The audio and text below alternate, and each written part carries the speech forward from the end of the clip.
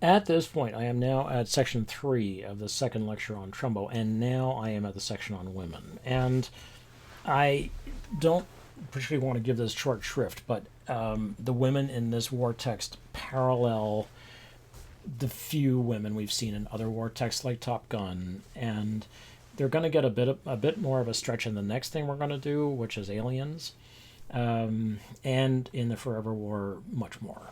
But there are really a few kinds of women only. And again, this text is very much of its time. I mean, there are great things about it that look ahead, and there are things that are like just it's completely of its time, and this is part of it. So there are in I've mentioned Klaus Tewelite's two books, Male Fantasies. It's really one book. It's just this massive thing. It's like 1,200 pages, and Tewelite organizes women into initially two groups, and this works here. It holds true. The white women and red women. Red women are literally red in the sense they're Bolsheviks, and in the case of the Nazis, because Tevlite is looking at the early Nazis, the Freikorps, there were a number of these militias basically that sort of ran around in Germany, and they killed Jews and they tortured people and they they hunted Bolsheviks, and it was they were early Nazis. They were the Nazis, dash Nazis, right? And you'll see, they wore the bucket with the two little bolts on the side. It's basically Darth Vader's helmet. I mean, that's what Darth Vader's helmet comes from. It's the German helmet. And they, out of the Freikorps, this is where Hitler drew from. I mean, there's known groups, and he sort of got together these amassed groups of racist, white supremacist, anti-Semitic people. Anyway, so they would go. What they were interested in hunting, apart from that, was hunting and raping and killing red women, meaning Bolshevik women. So if there was a strike, and then there were a lot of strikes in the 20s in Germany because Germany was absolutely broke. They were trying to pay back the debts that they'd incurred during the war. And basically, after World War One, the Allies put these enormously heavy burdens on Germany and said, "You will now pay for the wars that you have cost us." And they put these enormous war debts on Germany. The simplistic argument, is that those war debts brought about the treaty at the cause of the Treaty of Versailles, brought about World War II. Okay, it's a huge discussion, and it's nothing. It's nothing simple. It's never that simple. But anyway, so the red women are. So there were lots of strikes. Women organizers, because they were communists and they believed in equality, and so this is also the beginning of this is first wave feminism as we now know it, and so here were men going around and raping and killing, or killing and raping, because this also happened, Bolshevik women. These are the red women, and they, of course, once the Nazis get into power and they begin their various genocides and depredations on the world, they continue to do this. So as the Nazis move into Russia, the Soviet Union, they engage in the most astonishing kinds of war crimes, a lot of which either starts with or is followed by rape. So these are all red women. Basically, if they're targets for rape and killing, and that's what they're good for, red women. The white women are the mothers and daughters, and loved ones. So there are these angels. They take two different forms. There are the ones at the front who are nurses, who are considered to be angels because they're not sexual creatures. And that is the construction of nurses, of female nurses, is that they are, and because they often come from holy orders, of one kind or another, not necessarily Catholic, all kinds of orders, they may indeed be virginal. I mean, that's the myth anyway. So there are white women nurses, and then in the home front, but they're at the front, and then on the home front, quote unquote, are the mothers and daughters, sisters, and loved ones. So the fiancés basically, who will remain virginal during the war. This is the separation. This separation works out for us when we look at Johnny Got His Gun. Karine, although she has sex with Joe, pardon me, before he goes to war, is this sort of virginal, pure creature, and that's how he sees her.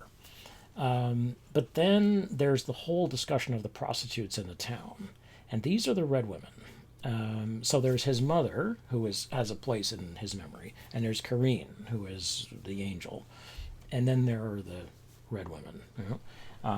Bonnie Flanagan, Lorette, Lucky, and there's a 10-page discussion of Joe's sex life, basically 167 to 177, where you get a picture of these women who basically are like, at the time they would have said they had round heels because they fell over backward easily. Strange, weird. But this was the early days of slut shaming.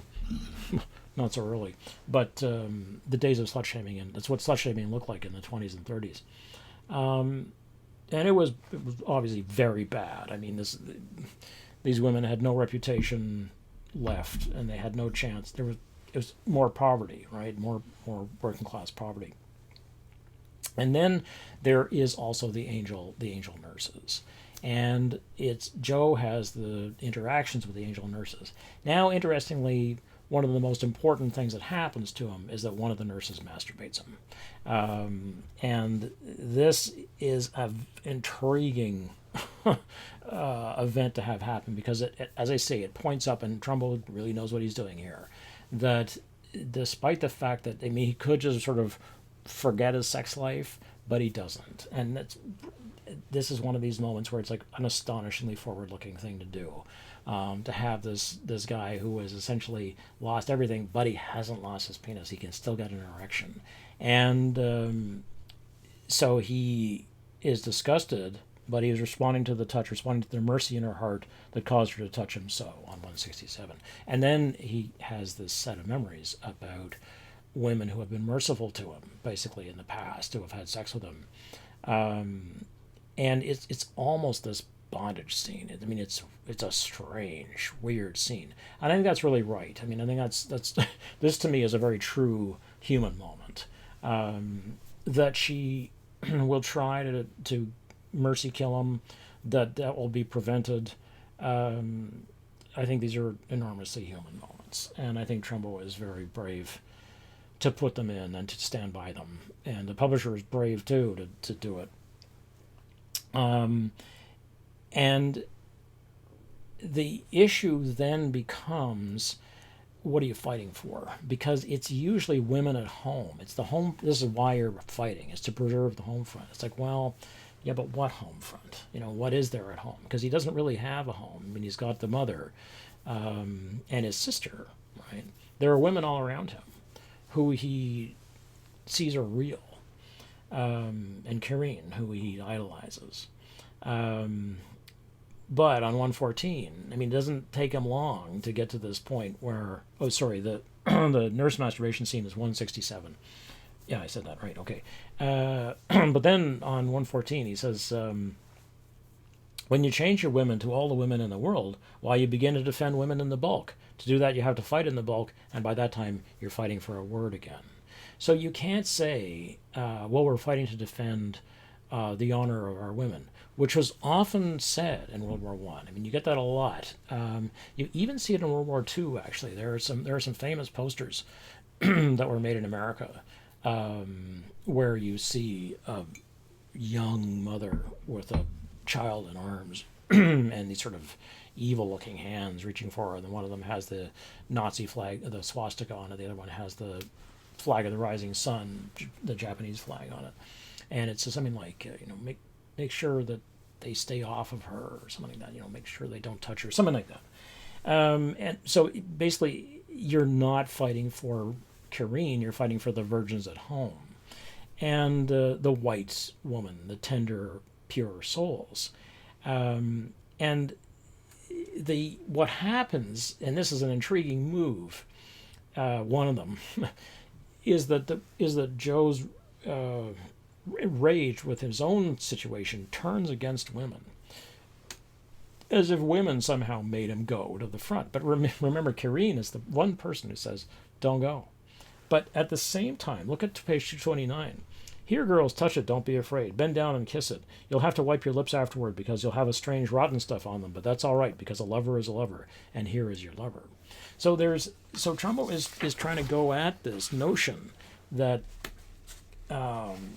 women are part of the war machine, basically, because they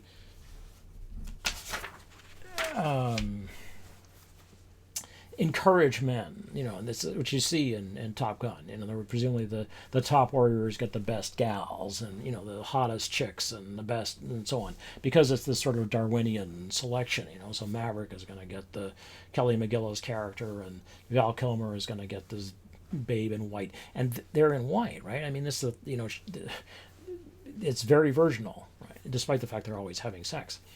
Then there's the mother, Goose's wife, who, and of course, as we've talked about, mothers mean you're going to get killed. in a war movie, it means you have a relationship with a woman, you're not coming out of the war movie alive. So it's interesting that Trumbo ultimately is enraged with women as well for making, as he imagines, sort of Joe stuck in this box in a carnival. That they will have to, the war lover, this is a war lover, this is what they will have to kiss.